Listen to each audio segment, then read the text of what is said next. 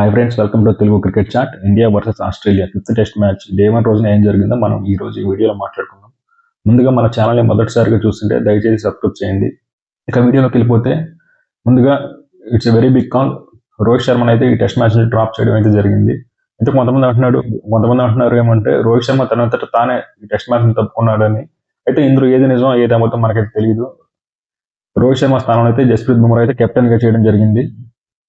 ముందుగా ఇక టాస్ విషయానికి వస్తే టీమిండియా అయితే టాస్ గెలిచి ముందుగా బ్యాటింగ్ తీసుకుంది. ఇక టీమిండియా ప్లేయింగ్ 11 విషయానికి వస్తే రోహిత్ శర్మ స్థానంలో అయితే శుభ్మన్ గిల్ అయితే వచ్చాడు. అలాగే మనం వీడియోలో మాట్లాడుకున్నట్టే ఆకాష్ దీప్ స్థానంలో అయితే ప్రసిద్ధ్ కృష్ణ అయితే వచ్చాడు.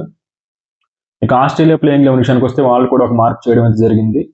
మిచెల్ మార్ష్ స్థానంలో అయితే వెబ్స్టర్ అయితే వచ్చాడు ప్లేయింగ్ 11లోకి.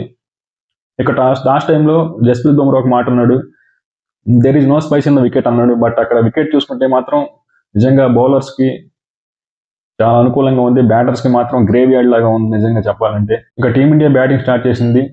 కేఎల్ రాహుల్ మరియు యశస్వి జైస్వాల్ అయితే ఓపెనింగ్ చేశారు. కేఎల్ రాహుల్ అయితే కేవలం 4 పరుగులు మాత్రమే చేసి అవుట్ అయ్యాడు. మిచెల్ స్టార్క్ బౌలింగ్లో లెగ్ స్టంప్ మీద ఉన్న బాల్ని ఫ్లిక్ చేయబోయాడు. అది నేరుగా షార్ట్ స్క్వేర్ లెగ్లో వీలర్ చేతిలోకి వెళ్ళి అవుట్ అయ్యాడు. ఇక యశస్వి జైస్వాల్ కూడా ఎక్కువసేపు నిలబడలేదు. స్కాట్ బాలాండ్ బౌలింగ్ అనుకుంటా బాల్ అయితే కొంచెం ఎక్స్ట్రా బౌన్స్ అయింది. అవుట్ సైడ్ తీసుకుని నేరుగా సెకండ్ స్లిప్ చేతికి అయితే వెళ్ళింది. దాంతో జైస్వాల్ కూడా కేవలం 10 రన్స్ మాత్రమే చేసి అవుట్ అయ్యాడు. దాంతో టీమిండియా 17 దగ్గర 2 వికెట్స్ అయితే కోల్పోయింది. ఆ తర్వాత శుభ్మన్ గిల్ మరియు విరాట్ కోహ్లీ మధ్య అయితే ఒక మంచి పార్ట్నర్షిప్ అయితే వచ్చింది. దాదాపు 40 రన్స్ పార్ట్నర్షిప్ అయితే వచ్చింది. కాకపోతే ఇక last ball of the session అనుకున్న టైంలో నేతన్ లైన్ బౌలింగ్ అనుకుంటా శుభ్మన్ గిల్ అయితే బాల్ కాస్త ముందుకు వచ్చి డిఫెండ్ చేయబోయాడు. ఆ బాల్ అవుట్ సైడ్ తీసుకుని స్లిప్లో ఉన్న స్టీవ్ స్మిత్ చేతికి అయితే వెళ్ళింది. దాంతో శుభ్మన్ గిల్ అవుట్ అయ్యాడు. దాంతో ఫస్ట్ సెషన్ ముగిసేసరికి టీమిండియా స్కోర్ 57-3. ఇక సెకండ్ సెషన్లో రిషబ్ పంత్ అయితే బ్యాటింగ్కి వచ్చాడు. బోత్ విరాట్ కోహ్లీ అండ్ రిషబ్ పంత్ అయితే మంచిగానే స్టార్ట్ చేశారు. విరాట్ కోహ్లీ అయితే ఇన్నింగ్స్లో out side off stump ball అయితే చేస్ చేయలేదు. చాలా జాగ్రత్తగా ఆడాడు, చాలా కాన్ఫిడెంట్గా ఉన్నాడు, గ్రీజ్లో సెట్ అయ్యాడు అనుకున్న టైంలో స్కాట్ బౌలాండ్ అయితే ఒక బ్రిలియంట్ బాల్తో అయితే విరాట్ కోహ్లీని అయితే అవుట్ చేశాడు. ఆ బాల్ అయితే లోపలికి వస్తుంది అనుకున్నాడు విరాట్ కోహ్లీ అయితే. ఆ బాల్ అయితే పడి స్ట్రైట్ అని అయింది. దాంతో అవుట్ సైడ్ ఎడ్జ్ తీసుకొని ఆ బాల్ అయితే నేరుగా థర్డ్ స్లిప్ చేతికి అయితే వెళ్ళింది. ఆ క్యాచ్ కూడా it's a very brilliant catch from Webster. దాంతో విరాట్ కోహ్లీ అయితే 17 రన్స్కి అవుట్ అయ్యాడు. దాంతో టీమిండియా అయితే 72 దగ్గర 4th వికెట్ అయితే కోల్పోయింది. ఆ తర్వాత రవీంద్ర జడేజా అయితే బ్యాటింగ్కి వచ్చాడు. జడేజాకి అయితే ఇనీషియల్గా అయితే ఒక లైఫ్ వచ్చింది. బాల్ అయితే అవుట్ సైడ్ తీసుకుని నేరుగా స్టీవ్ స్మిత్ చేతికి వెళ్ళింది. ఈజీ క్యాచ్ అయితే స్టీవ్ స్మిత్ అయితే దాన్ని జారవిడిచాడు. దాంతో జడేజాకి అయితే ఒక లైఫ్ వచ్చింది. ఆ తర్వాత జడేజా మరియు పంత్ మధ్య అయితే ఒక మంచి పార్ట్నర్షిప్ అయితే వచ్చింది. దాంతో సెకండ్ సెషన్ ముగిసే టైంకి టీమిండియా 107 దగ్గర 107 for 4 అంటే సెకండ్ సెషన్లో దాదాపు 50 రన్స్ వచ్చాయి టీమిండియాకి. ఆ తర్వాత చివరి సెషన్లో టీమిండియా బ్యాటింగ్ స్టార్ట్ చేసింది. జడేజా మరియు పంత్ అయితే మంచిగానే ఆడుతున్నారు అనుకున్న టైంలో దాదాపు 48 రన్స్ పార్ట్నర్షిప్ అయితే ఇద్దరి మధ్య అయితే వచ్చింది. అయితే స్కాట్ బాలాండ్ బౌలింగ్ అనుకుంటా రిషబ్ పంత్ అయితే ఒక బిగ్ షాట్కి అయితే ప్రయత్నించాడు. ఆ బాల్ అయితే టాప్ ఎడ్జ్ తీసుకొని నేరుగా ప్యాట్ కమిన్స్ చేతిలోకి అయితే వెళ్ళింది మిడ్ వికెట్ దగ్గర. దాంతో రిషబ్ పంత్ అయితే అవుట్ అయ్యాడు. 40 రన్స్ అయితే చేశాడు Rishabh Pant. It's a very good contribution for team India నిజంగా. రిషబ్ పంత్ 40 రన్స్ చేసినప్పటికి కూడా తను చాలా కష్టపడ్డాడు చెప్పాలంటే. తనకు చాలా ఇంజురీస్ కూడా అయినాయి ఈరోజు మ్యాచ్లో.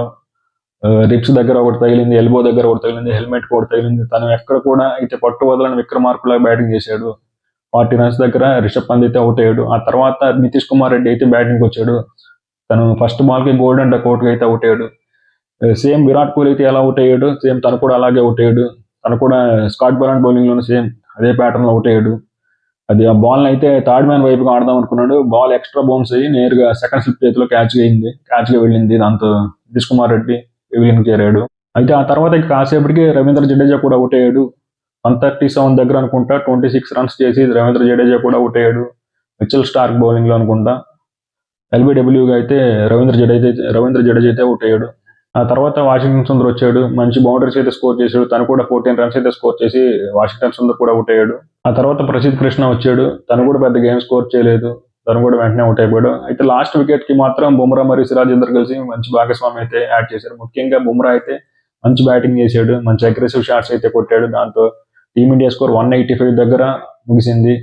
నిజంగా బుమ్రా ఆడిపోతే 160, 150 దగ్గర అయిపోయేది. 185 వచ్చిందంటే దానికి లాస్ట్లో బుమ్రా ఆడిన అగ్రెసివ్ షాట్సే కారణం. ఆ తర్వాత ఆస్ట్రేలియా అయితే బ్యాటింగ్ స్టార్ట్ చేసింది. 9 రన్స్ దగ్గర మొదటి వికెట్ అయితే కోల్పోయింది. ఆ వికెట్ ముందు అయితే శామ్ కాన్షియస్ మరియు బుమ్రా మధ్య అయితే చిన్న హీటెడ్ ఆర్గ్యుమెంట్ అయితే జరిగింది. శామ్ కాన్షియస్ అయితే బుమ్రాని ఏదో అన్నాడు నాన్ స్ట్రైక్ రైడ్ లో. దాంతో బుమ్రాకి ఏదో కొంచెం అంటే ఏం జరిగిందంటే ఉస్మాన్ కవాజా కావాలని లేట్ చేస్తున్నాడు అక్కడ. అంటే టైం వేస్ట్ చేస్తున్నాడు, ఇంకా డే అండ్ అయిపోయే టైం కదా అని. దాంతో బుమ్రా ఏదో అన్నాడు. ఈ మధ్య శామ్ కాన్షియస్ కి బుమ్రాకి మధ్య ఏదో చిన్న హీటెడ్ ఆర్గ్యుమెంట్ జరిగింది. ఆ నెక్స్ట్ బాలే ఉస్మాన్ కవాజా అయితే అవుట్ అయ్యాడు. అది నేరుగా ఫోర్త్ స్టంప్ మీద ఉన్న బాల్ థిక్ ఎడ్జ్ తీసుకునింది. లో క్యాచ్ కేఎల్ రాహుల్ దగ్గర నుంచి ఇట్స్ వెరీ గుడ్ క్యాచ్. ఇంకా దాంతో ఆస్ట్రేలియా అయితే 9 రన్స్ దగ్గర మొదటి వికెట్ అయితే కోల్పోయింది. డే 1 అయితే పూర్తయింది. డెఫినెట్లీ పిచ్ లో అయితే బౌలర్స్ కి అయితే హెల్ప్ ఉంది. మన బౌలర్స్ ఖచ్చితంగా మంచి బౌలింగ్ చేస్తారని ఆశిస్తున్నాం. మరి చూడాలి ఏం జరుగుతుందో. ఇంతటితో వీడియో అయితే ఎండ్ చేస్తున్నాం. నెక్స్ట్ వీడియోలో కలుద్దాం.